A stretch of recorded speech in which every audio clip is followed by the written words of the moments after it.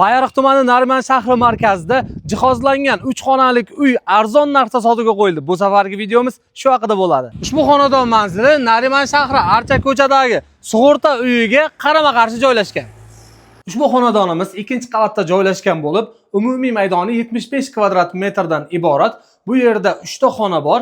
Birinchi xonasi mehmonxona, sizlar bilan birgalikda ko'rib o'tamiz. Qani ketdik.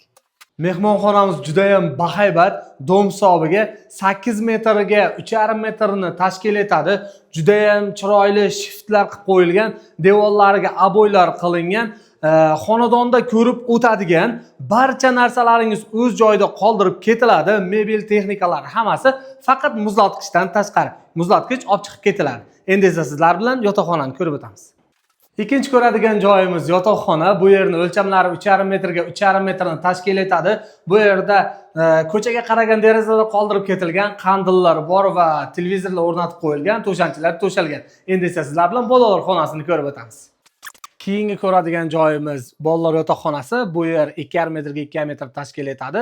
To'shanchalar to'shab qo'yilgan, qandillar o'rnatilgan va ko'rib turgan ko'rpalaringiz, yostiqlaringiz olib chiqib ketiladi.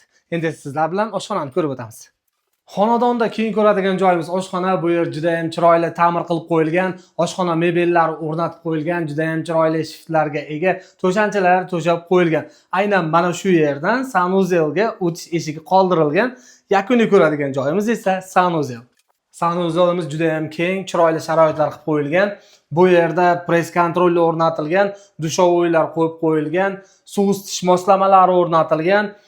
Tepada cherdakda 500 litrlik suv yomkistlari ham o'rnatib qo'yilgan. Va yana xonadonga kiraverishda yuqoriga konditsionerlar o'rnatib qo'yilgan, bu ham o'z joyida qoldirib ketiladi. Gaz, svet, suvdan hech qanday muammosi yo'q. Ikkinchi qavatda joylashganiga qaramasdan oshxonaga alohida, sanuzelga alohida, orqa tomonga kanalizatsiyalar qilib qo'yilgan.